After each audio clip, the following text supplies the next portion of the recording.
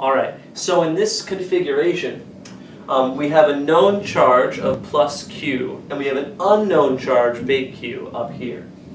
They are a distance 2d apart, and we are measuring, or we are given the electric field at this point. We'll call this point P, some distance away from the line between these two.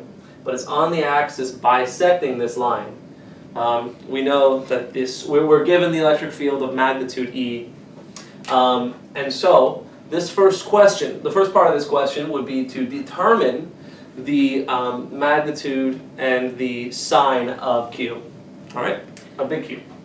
So notice first, if this were not here, this would essentially have an electric field pushing away in this line. All right, it would have some horizontal component and some vertical component. However, in the net electric field, there is no horizontal component. So we can safely assume that this Q yields a negative x component and some upper component, some vertical component that adds to the initial vertical component, meaning that its total vector, its total electric field points toward the charge. From this, we can determine that this charge is a negative charge.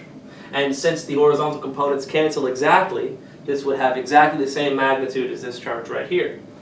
In essence, Q is equal to negative Q.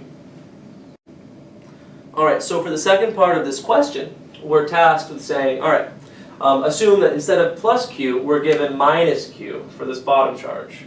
And knowing that the top charge is minus Q, how would this electric field vector differ? Well, we know that essentially the electric field of a negative charge essentially pulls inward. So we would have a vector pointing in, like this, and for the upper charge, the same vector pointing in at the same magnitude. Since this point is equally distant between the two and on the axis bisecting the line between these two, we will have essentially a vertical component, the vertical components of both of these electric fields canceling out, which leaves only horizontal components. These horizontal components add together to give an entirely new electric field vector pointing this way.